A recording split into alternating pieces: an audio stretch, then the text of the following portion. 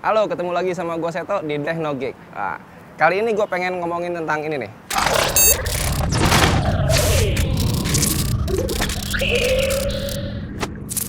Jadi di Teknogeek kali ini gue punya kesempatan buat megang langsung iPhone XS Max. Tapi yang mau gue omongin sekarang bukan iPhone XS Max-nya. Gue lebih pengen ngomongin prosesor terbarunya Apple nih. A12, prosesor A12 yang udah ngusung arsitektur 7 nanometer. Teknologi lah ya, enaknya gampangnya biar lebih gampang di ini. Sebenarnya sih ya, si prosesor A12 ini bukan prosesor pertama yang udah pakai teknologi 7 nanometer.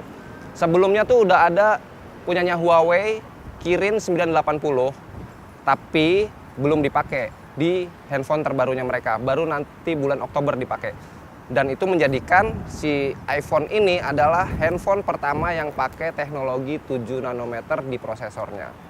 Terus nanti ada juga Snapdragon 855 dan prosesor terbarunya si Samsung Exynos, tapi gue belum tahu juga sih itu apa, Exynos apa ya. Jadi nih, setelah kemarin para produsen handphone tuh udah pada gembar-gembor promoin produk mereka yang udah pakai prosesor dengan arsitektur 10 nanometer.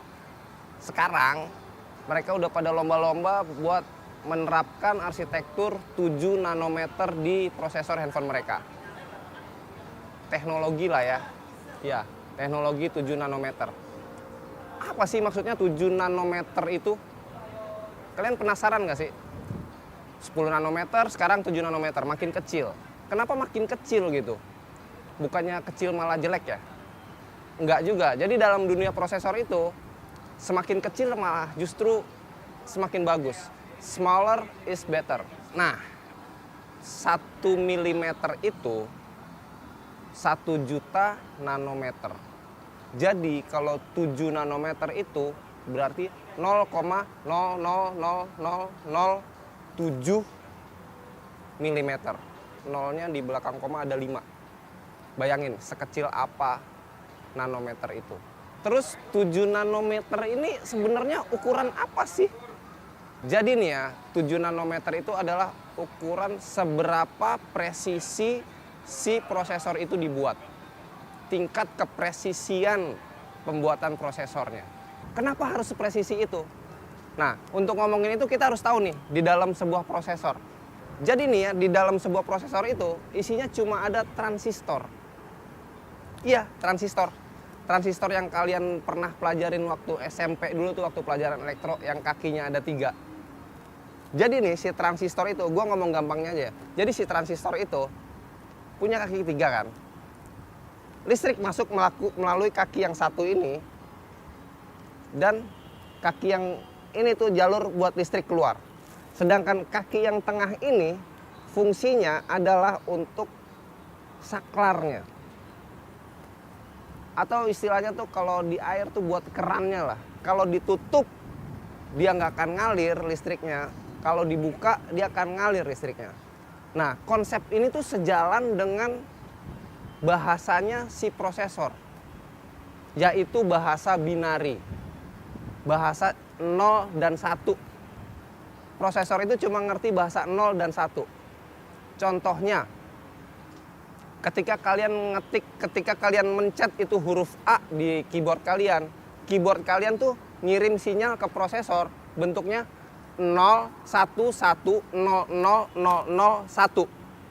Jadi ada 8 transistor yang dipakai sama si keyboard buat ngasih sinyal di prosesor ini.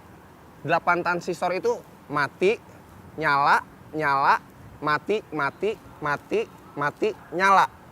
8 transistor. Dan itu baru huruf A aja. Kalian bisa bayangin bagaimana dia memproses data-data kalian, si prosesor ini. Ketikan, foto, video, software-software, kalkulator, game yang gede-gede. Nah, untuk itu si prosesor ini butuh banyak banget transistor. Miliaran, bukan cuma jutaan lagi, miliaran transistor di dalam si prosesor ini. Contohnya nih, di prosesor si A12 itu ada sekitar 6,9 miliar transistor di dalam satu prosesor sekecil itu. Itu yang diklaim sama Apple ya. Nah, di sini nih baru kelihatan kan bagaimana bergunanya si arsitektur atau teknologi 7 nanometer itu. Semakin kecil tingkat kepresisiannya, semakin kecil pula transistor yang bisa dibuat sama perusahaan tersebut. Kok semakin kecil semakin bagus, Mas? Iya, karena jadi kalau semakin kecil, kita ngomongin untungnya ya, kenapa semakin kecil semakin bagus? Semakin kecil berarti dalam satu prosesor yang kecil itu bisa muat lebih banyak transistor. Lebih banyak transistor berarti lebih banyak data yang bisa diolah sama si prosesor. Iya dong. Karena semakin kecil pula, maka si transistor itu akan semakin rapat kan. Kaki-kakinya semakin dekat. Karena semakin dekat, maka perpindahan si elektron di dalam transistor, di dalam prosesor itu, maka juga akan semakin cepat. Which is, semakin cepat juga prosesornya. Nah, semakin kecil pula si transistornya, maka semakin kecil pula listrik atau daya yang dibutuhkan sama si prosesor tersebut. Berarti semakin hemat, ya kan? Nah, terus dengan itu imbasnya ke si kinerjanya si handphone ini juga banyak. Bisa proses foto atau video lebih bagus lagi. AI-nya, artificial intelligence, ya artificial intelligence, kecerdasan buatan lah, kecerdasan buatan yang ada di dalam handphonenya jadi lebih cerdas lagi. Contohnya kayak buat kalau di Apple Face ID-nya, dia bisa mempelajari muka kalian lebih detail lagi. Terus performa gaming 3D meningkat juga, internet juga jadi semakin cepat di handphone kalian. Terus itu kan baru nilai plusnya aja ya. Masa sih cuma plus doang? Pasti ada dong minusnya. Iya, ada. Semakin kecil si transistornya, semakin dekat juga kan jarak antar kakinya. Di situ lebih banyak kemungkinan untuk elektron leakage atau kebocoran elektron. Jadi, walaupun ini si keran air ditutup, dia masih bocor juga. Walaupun si kaki tengah ini nggak alir listrik, tapi dia masih bisa lompat juga elektronnya. Jadi buat kalian nih yang udah pakai arsitektur prosesor-prosesor dengan arsitektur yang lebih kecil, itu harus lebih hati-hati buat overclock.